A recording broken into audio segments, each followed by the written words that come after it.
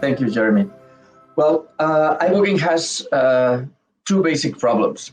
The molecule itself produces QT prolongation. That's a measurement in the EKG that implies that the repolarization of the heart. So the heart, when it contracts, it depolarizes, and then it needs to repolarize, needs to recharge, and that's when it relaxes.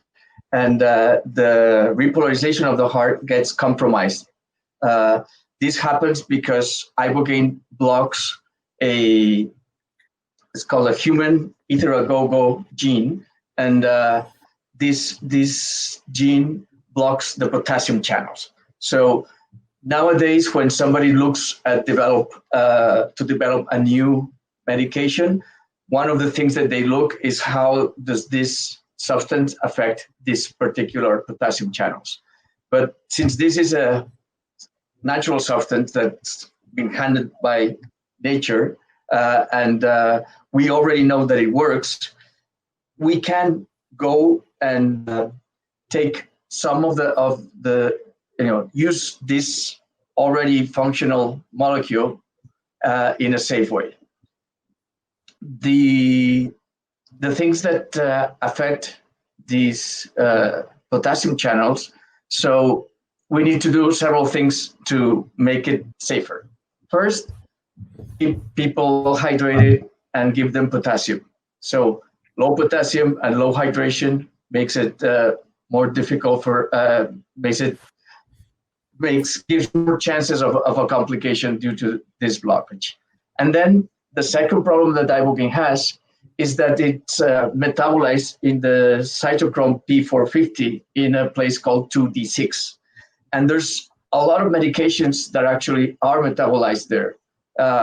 Antibiotics, antihistamines, antidepressants, a great variety of substances get metabolized in that same enzyme. So if you take one of these medications and the Ibogaine is not metabolized correctly, then the side effects increase. So you have to check which medications are the patients coming with and give them enough time to clear that medicine. We had a problem with fentanyl 3 years ago. Once the cartels started lacing the heroin with fentanyl, nobody knew until suddenly when people came for treatment and they said that they were using heroin, we started getting a higher incident of cardiac arrhythmias. The most frequent one that we see with Ibogaine is bradycardia. That's low heart rate. And we start seeing more than usual. And that's where first, how to test for fentanyl, because in 3 years ago, that's crazy, it was very difficult to test for fentanyl in urine because it wasn't commercial enough. Nobody wanted to check for that yet.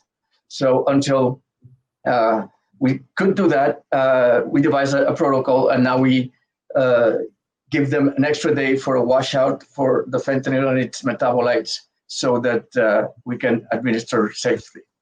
This is some of the changes that we need to happen to make Ibogaine safe and to have treatments that are effective and without complications. I should say that Dr. Sola is a very modest man.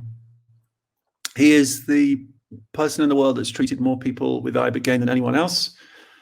I'm not sure what the number is, Alberto, 3,000? 500, 700 treatments, yeah. Lots of treatments. Yeah, and nobody died. This year was less. Is lower.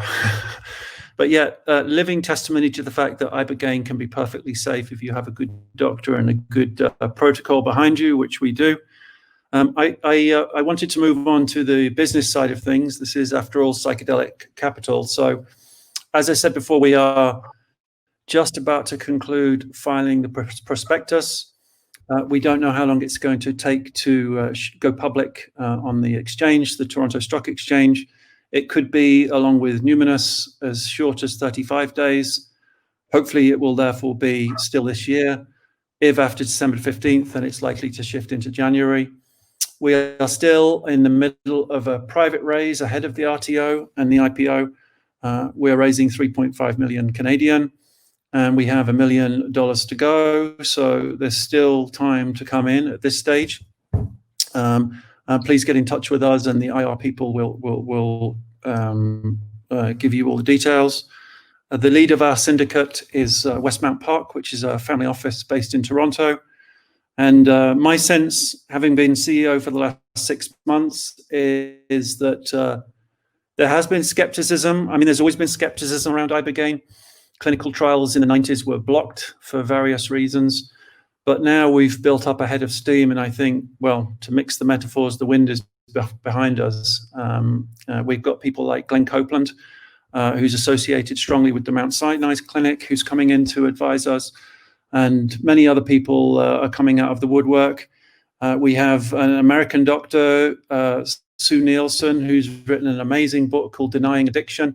She's very open about her addiction problem and how Ibogaine helped her address it. The fact is that the orthodoxy at the moment, if you're, addicted to an opiate, heroin, or fentanyl, as Dr. Sola was saying, is to put people in chemical handcuffs with methadone or with Suboxone. And while that takes the criminal supply chain out of the equation, you're still locked in a pair of chemical handcuffs.